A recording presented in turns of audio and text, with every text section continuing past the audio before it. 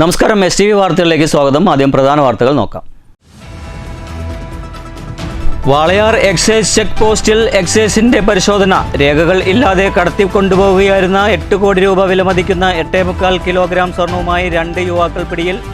കേസിൽ അറസ്റ്റിലായത് മുംബൈ സ്വദേശികളായ സംകിത് അജയ് ജെയിൻ, ഹിതേഷ് ശിവറാം സെലങ്കി എന്നിവർ. KSRTC ബസ്സിൽ സ്വർണം കടത്തിയത് കോയമ്പത്തൂരിൽ നിന്നും കൊട്ടാരക്കരയിലേക്ക്. മേൽ നടപടികൾക്കായി പ്രതികളെ സ്റ്റേറ്റ് GST വിഭാഗത്തിന് കൈമാറി. എലപ്പുള്ളിയിൽ ബ്രൂവറി ആരംഭിക്കാനായി സർക്കാർ അനുമതി ഹൈക്കോടതി റദ്ദാക്കി.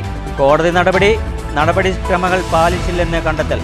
എലപ്പുള്ളിയിൽ ബ്രൂവറി സ്ഥാപിക്കുന്നതിനെതിരെ വിവിധ രാഷ്ട്രീയ കക്ഷികളും സന്നദ്ധ സംഘടനകളും സമരമുഖത്ത്.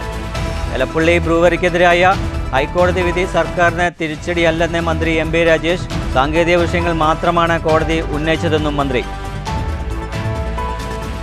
കുടുംബശ്രീ ദേശീയ സരസ്മേള തൃത്താല ചാലശ്ശേരിയിൽ ജനുവരി 2-ന് തുടക്കം കുറിക്കും. തദ്ദേശ സ്വയംഭരണ വകുപ്പിന് കീഴിലുള്ള കുടുംബശ്രീ മിഷൻ കേരളത്തിൽ സംഘടിപ്പിക്കുന്ന 13ാമത് സരസ്മേള ചരിത്രത്തിൽ തൃത്താലയിൽ ആദ്യം. തെരുവോരങ്ങളിൽ തമ്പടിച്ച നായ്ക്കൂട്ടം ജനങ്ങൾക്ക് ഭീതി ഉണർത്തുന്നു. വിദ്യാർത്ഥികളെയും വളർത്തുമൃഗങ്ങളെയും നായ്ക്കൾ കൂട്ടമായി ആക്രമിക്കുന്നത് നിത്യസംഭവം. കോട്ടായി, പുളിനെല്ലി, കോതമംഗലം പ്രദേശങ്ങളിൽ തെരുവുനായ ശല്യം രൂക്ഷമെന്ന് വീട്ടമ്മമാർ. ചേലക്കരയിൽ റോഡ് മുറിച്ച് കടക്കുന്നതിനിടെ 2 വിദ്യാർത്ഥികളെ ടിപ്പർ ലോറി ഇടിച്ചു തെറിപ്പിച്ചു. ഗുരുതരമായി പരിക്കേറ്റ വിദ്യാർത്ഥികൾ തൃശൂർ മെഡിക്കൽ കോളേജ് ആശുപത്രിയിൽ ചികിത്സയിൽ. ഓങ്ങല്ലൂരിൽ കോൺക്രീറ്റ് മിക്സർ വാഹനം നിയന്ത്രണമിട്ട് മറിഞ്ഞ അപകടത്തിൽ 2 തൊഴിലാളികൾക്ക് പരിക്ക്. വാർത്തകൾ വിശദമായി. വാളയാർ എക്സൈസ് ചെക്ക് പോസ്റ്റ് വഴി രേഖകളില്ലാതെ കടത്തിക്കൊണ്ടുവന്ന 8 കോടി രൂപ വിലമതിക്കുന്ന 8.25 കിലോഗ്രാം സ്വർണവുമായി 2 പേർ പിടിയിൽ. കേസിൽ മുംബൈ സ്വദേശികളായ സംകിത് അജയ് ജെയിൻ, ഹിതേഷ് ശിവറാം സെലങ്കി എന്നിവരാണ് അറസ്റ്റിലായത്. ഇവരെ എൻഫോഴ്സ്മെൻറ്റ് സ്റ്റേറ്റ് GST ഡിപ്പാർട്ട്മെൻറ്റിന് കൈമാറിയിട്ടുണ്ട്. Excise circle inspector P. രമേഷും പാർട്ടിയും നടത്തിയ വാഹന പരിശോധനയിലാണ് സ്വർണവും പ്രതികളെയും പിടികൂടാനായത്. കോയമ്പത്തൂരിൽ നിന്ന് കൊട്ടാരക്കരയിലേക്ക് പോകുകയായിരുന്ന KSRTC ബസ്സിൽ നിന്നുമാണ് കേസിലെ പ്രതികളായ മുംബൈ സ്വദേശി സംകിത് അജയ് ജെയിൻ, ഹിതേഷ് ശിവറാം സെലങ്കി എന്നിവരെ പിടികൂടിയത്. രേഖകളില്ലാതെ കടത്തുകയായിരുന്ന 8.25 കിലോഗ്രാം സ്വർണമാണ് ഇവരിൽ നിന്നും പിടികൂടിയത്. പിന്നീട് മേൽനടപടികൾ Walayar enforcement squad state GST ഡിപ്പാർട്ട്മെന്റിന് കൈമാറിയിട്ടുണ്ട്. മറ്റു ഉദ്യോഗസ്ഥരായ N. പ്രേമാനന്ദകുമാർ, BJ ശ്രീജി, KA മനോഹരൻ, KM സജീഷ്, അരുൺ, സുബിൻ രാജ് എന്നിവരും പരിശോധനാ സംഘത്തിലുണ്ടായിരുന്നു. News bureau, Palakkad. എലപ്പുള്ളിയിൽ ബ്രൂവറി ആരംഭിക്കാനായി സർക്കാർ നൽകിയ അനുമതി കോടതി റദ്ദാക്കി. നടപടിക്രമങ്ങൾ പാലിച്ചില്ലെന്ന് കാണിച്ചാണ് അനുമതി തടഞ്ഞത്. എലപ്പുള്ളിയിൽ ബ്രൂവറി സ്ഥാപിക്കുന്നതിനെതിരെ പ്രദേശവാസികളും പഞ്ചായത്തും കോൺഗ്രസ്, BJP രാഷ്ട്രീയ കക്ഷികളും വിവിധ സന്നദ്ധ സംഘടനകളും രംഗത്ത് വന്നിരുന്നു. സ്പിരിറ്റും വിദേശമദ്യവും നിർമ്മിക്കാനായി ഉത്തരേന്ത്യ ആസ്ഥാനമായി പ്രവർത്തിക്കുന്ന കമ്പനിയാണ് എലപ്പുള്ളിയിൽ സ്ഥലം വാങ്ങിച്ചത്. കൃഷിക്കും കുടിവെള്ളത്തിനും മഴക്കാലത്ത് പോലും ദുരിതമനുഭവിക്കുന്ന എലപ്പുള്ളിയിൽ ബ്രൂവറി സ്ഥാപിക്കുന്നതിനെതിരെ പ്രദേശവാസികളും പഞ്ചായത്തും കോൺഗ്രസ്, BJP രാഷ്ട്രീയ കക്ഷികളും സന്നദ്ധ സംഘടനകളും രംഗത്ത് വന്നിരുന്നു. വില്ലേജ്, ജലവകുപ്പ് ഓഫീസുകളിൽ നിന്നും ക്രമവിരുദ്ധമായി ബ്രൂവറിക്ക് വേണ്ടി രേഖകൾ നൽകിയിരുന്നു. ജനകീയ പ്രതിഷേധങ്ങളെ മുഖവിലക്കെടുക്കാതെ പദ്ധതിയുമായി സർക്കാർ മുന്നോട്ട് പോയത് കോടതി വിധി സർക്കാരിന് കിട്ടിയ പ്രഹരമായി. News bureau, Palakkad. എലപ്പുള്ളിയിൽ ബ്രൂവറിക്കെതിരായ ഹൈക്കോടതി വിധി സർക്കാരിന് തിരിച്ചടിയല്ലെന്ന് മന്ത്രി MB രാജേഷ്. സാങ്കേതിക വിഷയങ്ങൾ മാത്രമാണ് കോടതി ഉന്നയിച്ചതെന്നും മന്ത്രി MB രാജേഷ് പാലക്കാട് വാർത്താ സമ്മേളനത്തിൽ പറഞ്ഞു. ഒന്ന്, സെക്ഷൻ 14 അബ്കാരി ആക്ട് പ്രകാരം ഉള്ള പ്രിലിമിനറി സാങ്ഷനാണ് ഗവൺമെൻറ് നടത്തിയത് എന്നാണ് ഒന്ന്. അതിന് സർക്കാരിൻ്റെ ഭാഗത്തിട്ടില്ല. 2, വെള്ളം കൊടുക്കാമെന്ന് വാട്ടർ അതോറിറ്റി നൽകിയ കൺസെൻറ്റിൻ്റെ സമ്മതത്തിൻ്റെ അടിസ്ഥാനത്തിലാണ് സർക്കാർ തീരുമാനിച്ചത്. വ്യക്തമായിട്ട് കോടതി പറഞ്ഞിട്ടുണ്ട്. പക്ഷെ പിന്നീട് വാട്ടർ അതോറിറ്റി കോടതിയിൽ കൊടുത്ത അഫിഡവിറ്റിൽ അതിൽ നിന്ന് പിന്നാക്കം പോയി. അതാണ് ഒന്ന്. രണ്ടാമത്തെ കാര്യം, ഈ കഞ്ചിക്കോട് ഇൻഡസ്ട്രിയൽ ഏരിയയോട് ചേർന്ന് എന്നാണ്. പക്ഷേ ഇത് അതിന് 5 കിലോമീറ്റർ അപ്പുറത്ത് എലപ്പുള്ളി പഞ്ചായത്തിലാണ് എന്ന വാദവും ആണ് കോടതി പറഞ്ഞത്. ഈ 2 കാര്യങ്ങളാണ് ചൂണ്ടിക്കാണിച്ചത്. പക്ഷെ ഇങ്ങനെയൊക്കെ ആണെങ്കിലും അവസാനം കോടതി പറഞ്ഞത് ആവശ്യമായിട്ട് രേഖകളുടെ അടിസ്ഥാനത്തിൽ ആപ്ലിക്കേഷൻ തന്നാൽ അത് പരിഗണിക്കുന്നതിന് ഇത് തടസ്സമല്ല. സർക്കാരിൻ്റെ ഭാഗത്ത് ഇതിലെന്തെങ്കിലും വീഴ്ചയുണ്ടായി, നിയമവിരുദ്ധമായിട്ട് എന്തെങ്കിലും ഉണ്ടായി എന്ന് കോടതി പറഞ്ഞു എന്ന് ഇനി ആർക്കെങ്കിലും ആക്ഷേപമുണ്ടോ? ആരോപണമുണ്ടോ? ഇത്രയും കോലാഹലമൊക്കെ ഉണ്ടാക്കിയിട്ട് ഇപ്പം എന്തുണ്ടായത്? ജനകീയ കോടതിയിലും അവർ പരാജയപ്പെട്ടു, നീതിന്യായ കോടതിയിലും സർക്കാർ നടപടി പരിശുദ്ധമായി എന്ന് തെളിയിക്കപ്പെട്ടു, നിയമപരമായിരുന്നു എന്ന് തെളിയിക്കപ്പെട്ടു. അതാണ് വസ്തുത. വസ്തുത ഒന്നായിരിക്കും, പ്രചരണം വേറൊന്നായിരിക്കും. ആവശ്യമായ രേഖകൾ സഹിതം വീണ്ടും അപേക്ഷ തന്നാൽ ലൈസൻസ് നൽകാൻ തടസ്സമില്ല എന്നാണ് കോടതി വിധി. സെക്ഷൻ 16 പ്രകാരമുള്ള അബ്കാരി ആക്ട് പ്രകാരമുള്ള അനുമതിയാണ് സർക്കാർ നൽകിയത്. അതിൽ തെറ്റില്ല എന്നാണ് കോടതി പറയുന്നത്. ജല അതോറിറ്റി പ്ലാന്റിന് ജലം നൽകാം എന്ന് അറിയിച്ചിരുന്നു. അത് അനുസരിച്ചാണ് സർക്കാർ പദ്ധതിക്ക് അനുമതി നൽകിയത്. പിന്നീട് അവർ പിന്നാക്കം പോയി. ഇതാണ് കോടതി അനുമതി റദ്ദാക്കാൻ കാരണം, അല്ലാതെ സർക്കാരിനെ കുറ്റപ്പെടുത്തിയല്ല. രേഖകൾ സഹിതം അപേക്ഷ തന്നാൽ വീണ്ടും പരിഗണിക്കും എന്നാണ് വിധി. പുതിയ ജലസ്രോതസ് കണ്ടുപിടിക്കേണ്ട ബാധ്യത കമ്പനിയുടേതാണ്. അവർ അതിനുള്ള സൗകര്യം കണ്ടുപിടിക്കട്ടെ. സർക്കാർ നിയമവിരുദ്ധമായി അനുമതി കൊടുത്തു എന്ന വാദം തെറ്റെന്ന് വിധിയിലൂടെ തെളിഞ്ഞു. സർക്കാരിൻ്റെ നയത്തെ ബാധിക്കുന്ന തരത്തിൽ ജല അതോറിറ്റി തീരുമാനമെടുത്തത് അവർ വിശദീകരിക്കും. അതിൽ തനിക്ക് ഒന്നും ചെയ്യാനില്ല. അപ്പീൽ നൽകേണ്ട ബാധ്യത സർക്കാരിനല്ല, അതെല്ലാം കമ്പനി ചെയ്യേണ്ടതാണ്. സർക്കാരിന് പദ്ധതിക്ക് അനുമതി നൽകുന്ന കാര്യം മാത്രമേ ചെയ്യാനുള്ളൂ. ഒരു തുള്ളി ഭൂഗർഭജലം ഊറ്റാൻ സർക്കാർ അനുവദിക്കില്ല എന്നത് സർക്കാർ നയമാണ്. ഇത് നേരത്തെ വ്യക്തമാക്കിയതുമാണ്. മന്ത്രി ഒയാസിസ് കമ്പനിയുടെ PR-നെ പോലെ പ്രവർത്തിച്ചു എന്ന വാദവും കോടതി വിധിയോടെ തെറ്റി. ആരോപിക്കുന്നവർക്ക് എന്തും പറയാം. സർക്കാരിൻ്റെ മുന്നിൽ വന്ന വസ്തുതകൾ കമ്പനിക്ക് അനുമതി നൽകുമ്പോൾ ശരിയായിരുന്നു എന്നാണ് കോടതി വിധി. News bureau, Palakkad. തെരുവോരങ്ങളിൽ തമ്പടിച്ച നായ്ക്കൂട്ടം, ജനങ്ങൾ ഭീതിയിലാണ്. വിദ്യാർത്ഥികളെയും വളർത്തുമൃഗങ്ങളെയും നായ്ക്കൾ കൂട്ടമായി എത്തി ആക്രമിക്കുന്നതും പതിവായിട്ടുണ്ട്. കോട്ടായി, പുളിനെല്ലി, കോതമംഗലം പ്രദേശങ്ങളിൽ തെരുവ് നായ്ക്കളുടെ ശല്യം രൂക്ഷമാണെന്ന് വീട്ടമ്മമാർ പറയുന്നു. കുടുംബശ്രീ ദേശീയ സരസ്മേള തൃത്താല മണ്ഡലത്തിലെ ചാലശ്ശേരിയിൽ ജനുവരി 2-ന് തുടക്കം കുറിക്കും. തദ്ദേശ സ്വയംഭരണ വകുപ്പിന് കീഴിലുള്ള കുടുംബശ്രീ മിഷൻ കേരളത്തിൽ സംഘടിപ്പിക്കുന്ന 13ാമത് സരസ്മേളയാണ് ചരിത്രത്തിൽ ആദ്യമായി തൃത്താലയിലെത്തുന്നത്. ഒരുക്കങ്ങൾ ആരംഭിച്ചതായി സംഘാടകർ പാലക്കാട്ട് നടത്തിയ വാർത്താസമ്മേളനത്തിൽ പറഞ്ഞു. ചാലശ്ശേരി മുലയമ്പറമ്പത്ത് മൈതാനത്തും സമീപത്ത് ക്രമീകരിച്ചിട്ടുള്ള പ്രത്യേക വേദിയിലുമായാണ് മേള നടത്തുക. കേരളം ഉൾപ്പെടെ 28 സംസ്ഥാനങ്ങളിൽ നിന്നും 8 കേന്ദ്രഭരണ പ്രദേശങ്ങളിൽ നിന്നും 250 പ്രദർശന വിപണന സ്റ്റാളുകളിൽ കരകൗശല വസ്തുക്കൾ, ആഭരണങ്ങൾ, തുണിത്തരങ്ങൾ, ഗൃഹോപകരണങ്ങൾ, നിത്യോപയോഗ സാധനങ്ങൾ തുടങ്ങി വിവിധ ഉൽപ്പന്നങ്ങളുടെ പ്രദർശനവും വിൽപ്പനയും നടക്കും. ജനുവരി 2-ന് വൈകിട്ട് 5:30-ന് മന്ത്രി MP രാജേഷിന്റെ അധ്യക്ഷതയിൽ മുഖ്യമന്ത്രി പിണറായി വിജയൻ സരസ്മേളയുടെ ഉദ്ഘാടന കർമ്മം നിർവഹിക്കും. നിയമസഭാ സ്പീക്കർ AN ഷംസീർ വിശിഷ്ടാതിഥിയായിരിക്കും. ജനുവരി 11-ന് വൈകിട്ട് 6 മണിക്ക് സമാപന സമ്മേളനം ധനകാര്യ വകുപ്പ് മന്ത്രി KN ബാലഗോപാലും നിർവഹിക്കും. കേരളത്തിലെയും ഇതര സംസ്ഥാനങ്ങളിലെയും രുചി വൈവിധ്യം വിളമ്പുന്ന 30-ലധികം സ്റ്റാളുകൾ അടങ്ങുന്ന മെഗാ ഇന്ത്യൻ ഫുഡ് കോർട്ട് പ്രശസ്തമായ കലാകാരന്മാരും കലാകാരികളും അണിനിരക്കുന്ന സംഗീത നൃത്ത നിശകൾ, പ്രാദേശിക കലാകാരന്മാരുടെയും കലാകാരികളുടെയും കുടുംബശ്രീ അംഗങ്ങളുടെയും വൈവിധ്യമാർന്ന കലാവിഷ്കാരങ്ങൾ, തൃത്താലമണ്ഡലത്തിലെ പ്രഗത്ഭ വ്യക്തിത്വങ്ങളെ ആദരിക്കുന്ന ആദരസന്ധ്യകൾ, വിവിധ വിഷയങ്ങളിൽ സെമിനാറുകൾ, പുഷ്പമേള, ഹാപ്പിനെസ് കോർണർ തുടങ്ങിയവയെല്ലാം മേളയിൽ ഉൾക്കൊള്ളിച്ചിട്ടുണ്ട്. തൃത്താലമണ്ഡലത്തിലെ 8 പഞ്ചായത്തുകളായി 33 ഏക്കറിൽ സരസ്മേള ഫുഡ് കോർട്ടിലേക്ക് ആവശ്യമായ വിവിധയിനം പച്ചക്കറികൾ കുടുംബശ്രീ അംഗങ്ങളും സംഘകൃഷി ഗ്രൂപ്പുകളും കൃഷി ചെയ്തു വരുന്നു. മേളയോട് അടുക്കുന്ന ദിവസങ്ങളിൽ പച്ചക്കറികൾ വിളവെടുക്കും. പ്രചരണത്തിൻ്റെ ഭാഗമായി ഡിസംബർ 20, 21, 22 തീയതികളിൽ ഗൃഹസന്ദർശനവും 28-ാം തീയതി തൃത്താല മണ്ഡലത്തിൽ ശുചീകരണ പ്രവർത്തനങ്ങളും നടത്തും. കൂടാതെ 30-ന് കൂട്ടുപാത മുതൽ ചാലശ്ശേരി വരെ മിനി മാരത്തോൺ സംഘടിപ്പിക്കുമെന്നും മന്ത്രി MP രാജേഷ് പാലക്കാട്ട് വാർത്താസമ്മേളനത്തിൽ പറഞ്ഞു. 25 സംസ്ഥാനങ്ങളിൽ നിന്നും 8 കേന്ദ്രഭരണ പ്രദേശങ്ങളിൽ നിന്നുമുള്ള 250 പ്രദർശന വിപണന സ്റ്റാളുകൾ ഈ മേളയിൽ ഉണ്ടായിരിക്കും. അതിനു പുറമെ കേരളത്തിൽ നിന്നുള്ള സ്ത്രീ സംരംഭകരുടെ സ്റ്റാളുകളും ഉൽപ്പന്നങ്ങളും ഉണ്ടായിരിക്കും. ഇപ്പോൾ കരകൗശല വസ്തുക്കൾ, ആഭരണങ്ങൾ, തുണിത്തരങ്ങൾ, ഗൃഹോപകരണങ്ങൾ, നിത്യോപയോഗ സാധനങ്ങൾ എന്നിവയുടെ എല്ലാ പ്രദർശനവും വിൽപ്പനയുമാണ് ഇതിലുണ്ടാവുക. സരസ്മേളയുടെ ഏറ്റവും വലിയ ആകർഷണം ഫുഡ് കോർട്ടാണ്. ഇന്ത്യയിലെ എല്ലാ സംസ്ഥാനങ്ങളിൽ നിന്നുമുള്ള കശ്മീർ മുതൽ കന്യാകുമാരി വരെ ആസേതു ഹിമാചലമുള്ള രുചി വൈവിധ്യം അനുഭവിച്ചറിയാൻ പറ്റുന്ന 30-ലധികം സ്റ്റാളുകൾ അടങ്ങുന്ന മെഗാ ഇന്ത്യൻ ഫുഡ് കോർട്ട്, അത് ഈ സരസ്മേളയുടെ പ്രധാനപ്പെട്ട ഒരു ആകർഷണമായിരിക്കും. അതുപോലെ ഏറ്റവും പ്രഗത്ഭരായ കലാകാരന്മാരും കലാകാരികളും അണിനിരക്കുന്ന സംഗീത നൃത്ത പരിപാടികൾ ഈ 10 ദിവസവും ഉണ്ടായിരിക്കും. അതോടൊപ്പം തൃത്താലയിലെ പ്രാദേശിക കലാകാരന്മാരുടെയും കലാകാരികളുടെയും പരിപാടികളും ഉണ്ട്. രണ്ടും ഉണ്ടായിരിക്കും. തൃത്താലയിലെ പ്രാദേശിക കലാകാരികൾക്കൊപ്പം കേരളത്തിലെ ഏറ്റവും മികച്ച, ഏറ്റവും പ്രമുഖരായ ആളുകളുടെ കലാപരിപാടികളുമുണ്ട്. അതുപോലെ പുഷ്പമേള ഇതിന്റെ ഭാഗമായിട്ട് നടത്തുന്നുണ്ട്. ഹാപ്പിനെസ് കോർണർ ഇതിന്റെ ഭാഗമായി പ്രത്യേകം സജ്ജീകരിക്കുന്നുണ്ട്. വിവിധ വിഷയങ്ങളിൽ സെമിനാറുകൾ ഈ 10 ദിവസവും തുടർച്ചയായിട്ട് നടക്കും. ഇതില് ബഹുമാനായിട്ടുള്ള മുഖ്യമന്ത്രി ജനുവരി 2-ന് ഉദ്ഘാടനം ചെയ്യും. ഉദ്ഘാടനത്തിന് മുമ്പ് വലിയ ഘോഷയാത്ര, കുടുംബശ്രീയുടെ നേതൃത്വത്തിലുള്ള ഘോഷയാത്ര നടക്കും.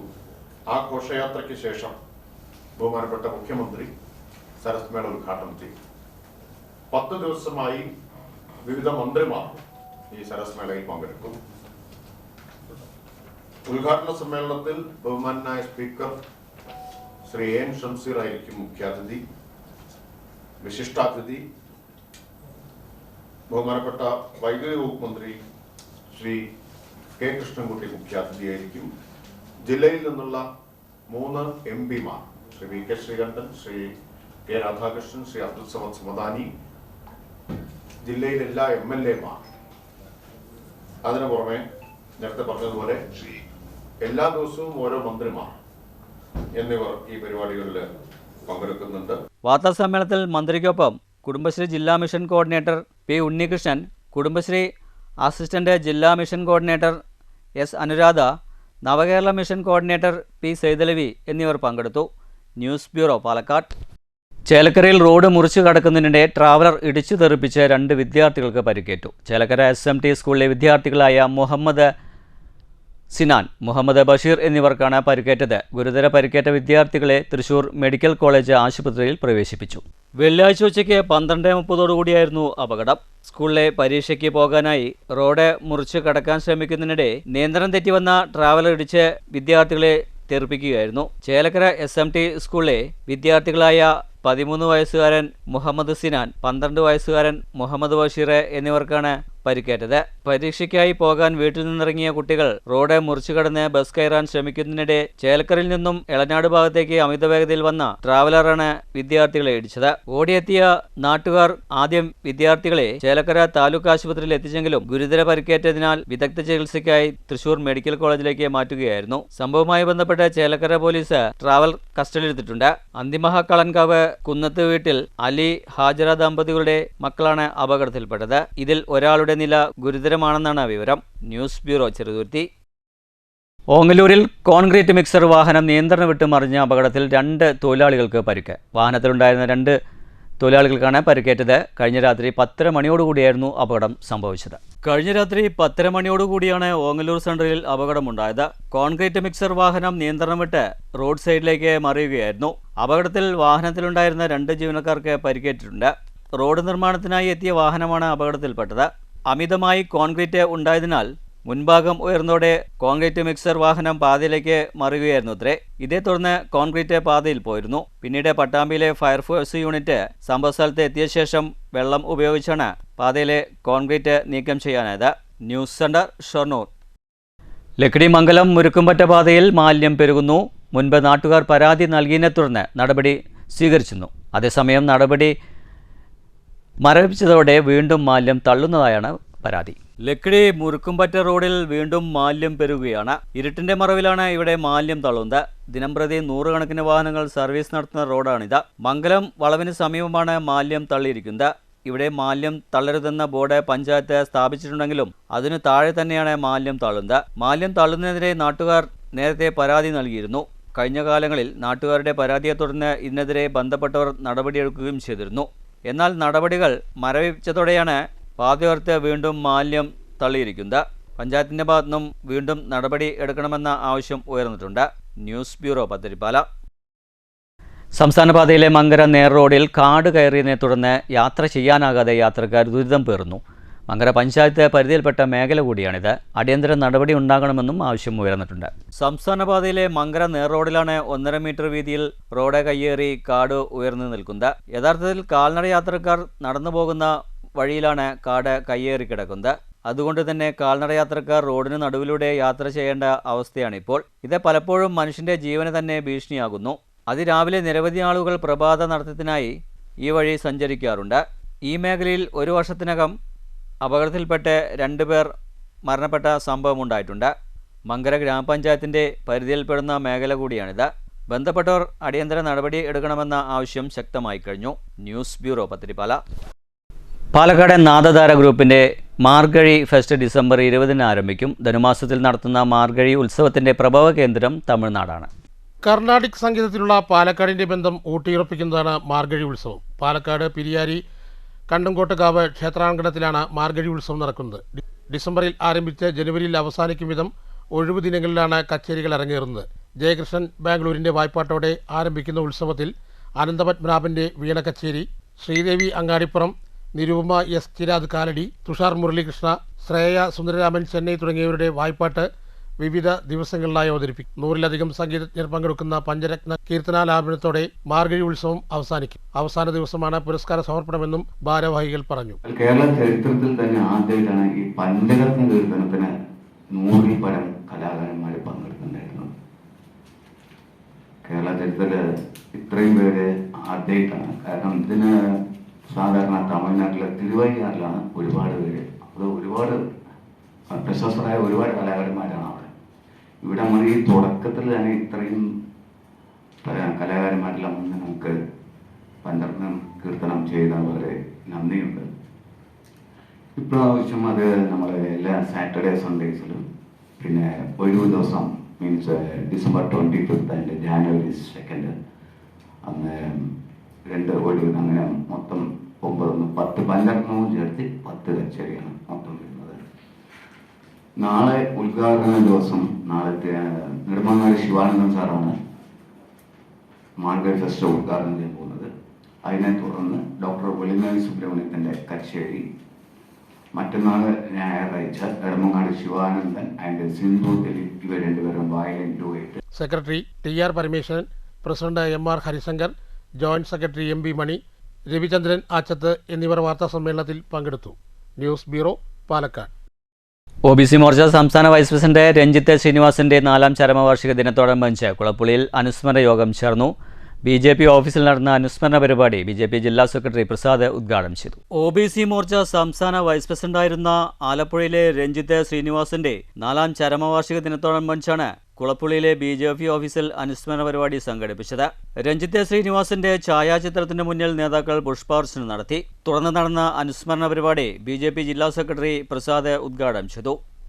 സമൂഹത്തിൽ നന്മ മാത്രം പ്രതീക്ഷിച്ച് പ്രവർത്തനങ്ങൾ നൽകിയിരുന്ന, സമൂഹത്തിൽ സേവനങ്ങൾക്ക് നേതൃത്വം കൊടുത്തിരുന്ന ഒരു സംഘടനയെ മുന്നോട്ട് നയിച്ചിരുന്ന, അതുപോലെ തന്നെ അഭിഭാഷകനായിരുന്ന, സമൂഹത്തിലെ മുഴുവൻ ആളുകളുമായും നല്ല അഭിപ്രായവും നല്ല ഒരു പ്രസിദ്ധിയും ഉണ്ടായിരുന്ന ഒരു വ്യക്തിയായിരുന്നു സ്വർഗീയ രഞ്ജിത്ത് ശ്രീനിവാസൻ. എന്തിനാണ് അദ്ദേഹത്തെ കൊല ചെയ്തത് എന്ന് ഇപ്പോഴും ഒരു മനസ്സിലാക്കാൻ വേണ്ടി സാധിക്കാത്ത ഒരു വിഷയമായി നിൽക്കുന്നു. ഈ പാലക്കാട് നമ്മുടെ പ്രവർത്തകനായിരുന്ന സഞ്ജിത്തിൻ്റെ കൊലപാതകത്തിന് ശേഷമാണ് ഇത്തരത്തിലുള്ളൊരു മൃഗീയമായിട്ടുള്ള ഒരു ക്രൂര കൊലപാതകം ആലപ്പുഴയിൽ നടന്നത്. OBC മോർച്ച മണ്ഡലം പ്രസിഡന്റ് KT രവിദാസ് അധ്യക്ഷത വഹിച്ചു. നേതാക്കളായ സിനി മനോജ്, BJP മണ്ഡലം പ്രസിഡന്റ് രഞ്ജിത്ത്, കുഞ്ഞുകുട്ടൻ, ഗോപകുമാർ, മനോജ്, നാരായണൻ തുടങ്ങിയവർ സംസാരിച്ചു. OBC മോർച്ച മണ്ഡലം കമ്മിറ്റിയുടെ ആഭിമുഖ്യത്തിലായിരുന്നു അനുസ്മരണ പരിപാടി സംഘടിപ്പിച്ചത്. News centre, Shoranur. തോലന്നൂർ പൂതമണ്ണിൽ ശ്രീകുറുമ്പ ഭഗവതി ക്ഷേത്രത്തിൽ ധനുമാസത്തിലെ ഭഗവതിപ്പാട്ട് ഉത്സവം ഡിസംബർ 23-ന് ആഘോഷിക്കും. ശിവൻ വെളിച്ചപ്പാടിൻ്റെ മുഖ്യ കാർമ്മികത്വത്തിലായിരിക്കും പാട്ടുത്സവം നടക്കുക. ഡിസംബർ 23-ന് കാലത്ത് 5 മണിക്ക് നട തുറക്കും. തുടർന്ന് വിശേഷാൽ പൂജകളും പഞ്ചാരി മേളവും നടക്കും. ഉച്ചയ്ക്ക് അന്നദാനവും ഒരുക്കിയിട്ടുണ്ട്. വൈകിട്ട് ദീപാരാധന. രാത്രി 9 മണി മുതൽ ഭഗവതിപ്പാട്ടും ആരംഭിക്കും. ഡിസംബർ 23-ാം തീയതി ചൊവ്വാഴ്ച ഭഗവതിപ്പാട്ട്. ഒരു പകല് ഒരു രാത്രി എല്ലാ വർഷവും നടത്തി വരാറുള്ളതാണ്. എല്ലാ ഭക്തജനങ്ങളിലും സ്നേഹപൂർവ്വത്തോടെ ക്ഷണിച്ചുകൊള്ളും. ഇനി മാറ്റിൽ കാണാം. പോറ്റിയെ കേറ്റിയെ എന്ന പാരഡി ഗാനത്തിനെതിരെ കേസെടുത്ത നടപടി CPM-ന് വൻ തിരിച്ചടിയാണെന്ന് പരക്കെ വിലയിരുത്തപ്പെടുന്നുണ്ട്. ഈ വിലയിരുത്തലിനെ താങ്കൾ എങ്ങനെ കാണുന്നു? മാറ്റിലേക്ക് ലഭിച്ച ഏതാനും പ്രതികരണങ്ങൾ നോക്കാം.